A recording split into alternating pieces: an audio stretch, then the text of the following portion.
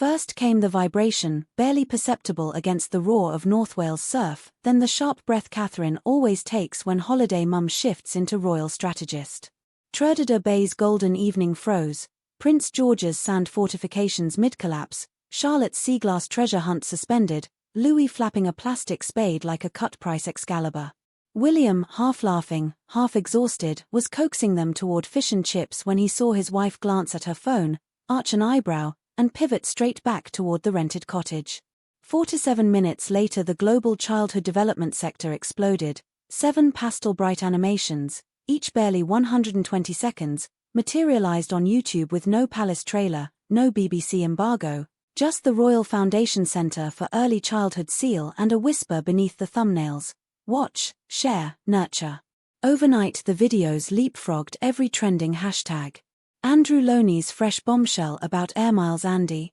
Buried 3 scrolls down. Storm Flores coverage. Pushed below the fold. Kate Cares roared to 1 million mentions before breakfast, propelled by nursery staff screaming gratitude in caps lock and exhausted first-time parents calling the clips TED Talks without the guilt. Commentators scrambled. It wasn't only the stealth timing, it was the princess's audacity to jam heavy neuroscience, limbic co-regulation, stress buffering, synaptic pruning, into toddler-friendly cartoons and drop them while Britain's government lounged in silly season recess. Headlines called it Operation Naptime, the Sandcastle coup, Kate's Sunlounger strike. Inside Kensington Palace the true story had brewed for 11 obsessive months. It began one rainy September evening when Kate convened a lab coat quorum in a fragrance-free Windsor salon. 2 developmental neuroscientists, a pediatric psychiatrist, 3 early years practitioners, 1 animator fresh from a Pixar internship and an award-winning BSL interpreter all signed NDAs thicker than Charles's coronation Bible. Their brief, craft microfilms so irresistibly simple a 17-year-old GCSE volunteer could grasp them, yet so rigorously footnoted The Lancet would blush at omissions. Kate called it Code Milo, named after the toddler hero who would anchor the series. She pinned 3 post-its above the fireplace: warmth, evidence, action. From October through Easter, clandestine Zoom rooms hosted storyboards disguised under avian codenames: Kite, Dotterel, Nightingale. Kate dropped in between rugby touchlines and formal galas, parsing scripts line by line, which allow them space to pause and breathe, stronger verb and demanding color palettes tuned for neurodiverse viewers, 2 fluorescent triggers migraines in autistic kids, a detail she quoted from a peer review. Sessions ended past midnight. The princess re-entered the call at 7 o'clock to sign off fresh pencil drafts before school run. Staff noticed bags under her eyes at remembrance rehearsal and whispered she'd edited lip-sync frames until 2:45. Sound design obsessed her most. She refused a glitzy celebrity narrator. She wanted a voice that sounds like the aunt who never forgets birthdays. After auditioning 40 regional accents she chose Jasmine McClintock, an unheralded nursery manager from Hull whose gentle vowels test audiences described as automatic exhale. Kate personally coached Jasmine over Zoom, demonstrating tiny tempo shifts that mirror Motherese cadence, upsweep on reassurance, downsweep on reflective pause.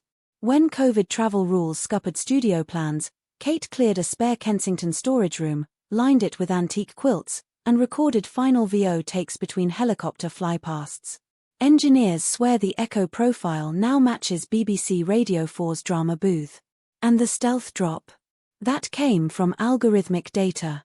The Palace's social listening team charted media valleys and saw a yawning one opening 6 to 10 August, Parliament inert, schools closed, tabloids desperate.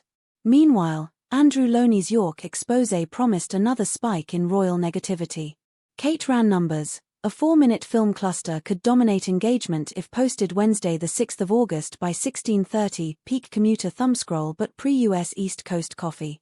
She scheduled a YouTube instant premiere, loaded subtitles in Welsh and BSL, Spanish, Urdu and Polish flagged pending, and waited on the Anglesey shoreline for confirmation that the Royal Foundation servers wouldn't crash at go time. When IT replied green across the board, she typed release now and handed her phone to William, who responded with one raised eyebrow and a grin. Reaction was volcanic. NHS England embedded the playlist on their intranet overnight. Barnardo's issued an all-staff watching brief. the National Day Nurseries Association replaced Thursday's webinar with a panel titled Kate's 7 Pillars. TikTok spliced Milo GIFs with pop songs. Primary school teachers reshared the BSL cut like festival wristbands. Most crucially, the videos crashed through Westminster's holiday torpor, hidden in briefing emails from civil servants to ministers sipping rosé in Tuscany. The Department for Education's deputy director texted a colleague, "We just got outflanked by a cartoon." By Friday morning a minister rang Kensington asking for a briefing note. The palace directed him to the sign-up page like any ordinary practitioner, no favoritism, just policy by link. But the splash wasn't the finish line, it was phase 2. Kate's team had pre-signed 25 heavyweight partners, from Barnsley Council's Sure Start successor to the Church of England's growing faith network, pledging to integrate the shorts into compulsory CPD hours. Apple and Google, smelling brand-safe halo effect, offered to feature the series inside their native health apps. Kate accepted on one condition: no paywall, no data harvest. Even Silicon Valley yielded. The princess's cause is PR plutonium. A simultaneous global ripple revealed her long game. UNICEF Nairobi requested Kiswahili captions, Sao Paulo's Primeira Infância Committee asked to dub in Portuguese, the UAE pitched an AI parenting chatbot whispering Kate's tips at 3 o'clock to bleary Emirate mums. The foundation agreed license-free, on the caveat all foreign translations held to the original evidence base. Within 72 hours #serve and return trended in Brazil's education Twitter. Kenyan radio hosts debated oxytocin.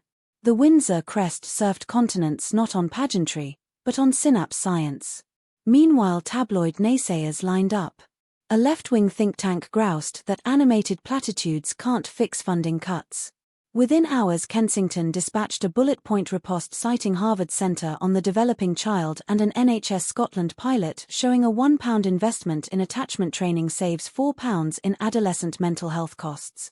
The think tank's press briefing disappeared into the weekend void. Their own members quietly shared the films on Slack. Behind the scenes, Kate's eye remains fixed on the trilogy arc: Secure Beginnings, her early years work, Dignified Futures, William's Homewood's homelessness plan, and a bridging middle chapter. Both are now drafting preventive mental health hubs for 8 to 14-year-olds. The couple call it human flourishing, a royal ecosystem running cradle to career. Courtiers foresee joint summits, shared infographics, perhaps a signature annual award for councils achieving both zero rough sleepers and top quartile early years outcomes. One aide summarizes the strategy: replace courtiers with case studies, crowns with KPIs. It helps that every Kate initiative doubles as reputational Kevlar. Whenever Andrew's legal quagmire bubbles, the princess's content offers tabloids a pivot from disgrace to inspiration. Some cynics mutter convenient timing. Pro-Kensington staff shrug: we plan good news, we can't control bad. Still, the contrast slices through algorithms. That holiday week, Google search interest for Kate early childhood outranked Andrew Epstein for the first time in 2 years, data Kate's team screenshot and filed under narrative management. Not everyone at Royal Lodge was thrilled. Sarah Ferguson, mid-Instagram live about self-love with a rescued dog, realized her view count plummeted the moment Milo clips started circulating. Andrew reportedly snapped, "Does she ever switch off?" while doom-scrolling comments calling him obsolete. The irony: a woman he once mocked for too perfect Duchess grins now resets global conversation by focusing on children he'll never meet. As the Anglesey week concluded, Kate finally reclined on her sun lounger again. Her phone pinged new metrics: views past 5 million, 300,000 Welsh and BSL plays, unprompted uptake from 112 local authorities. One last message: a Brooklyn pediatric resident had stitched episode 2 into her TikTok, calling it the gold standard for stressed parents. Kate smiled, rolled onto her stomach to join Georgia's revived Sandfort project, and murmured to William, "Evidence travels faster than gossip." The heir chuckled, slipping his phone into his pocket where Andrew-related alerts still vibrated. Different battles, same goal: protect the crown by proof, not by pedigree. If you think this ends at 7 shorts, brace yourself. Draft concept art already shows Milo and friends starring in an AR pop-up touring British shopping centres this Christmas. Kids point iPads at cardboard castles and watch empathy skills bloom on screen. A late-night Radio 5 slot is penciled for January. Premier League players reading bedtime neuroscience tips between match analysis to hook dads still awake after highlights. A European Commission official has hinted Brussels would co-fund a multilingual rollout under the Erasmus Plus banner. And Kensington's LabCoat Quorum has begun work on Oxytocinopolis, a Minecraft plugin where teenagers build calm spaces for NPC toddlers, digital dopamine for a cause. So next time you hear the phrase Kate Middleton interrupts her holiday, remember the covert charts, the alias zooms, the beachside click that hijacked an August news cycle, and the global experiment unfolding one synapse at a time. Because for the Princess of Wales the true royal jewels aren't rubies, they're neural pathways. And she'll trade any sun lounger for another chance to wire them right.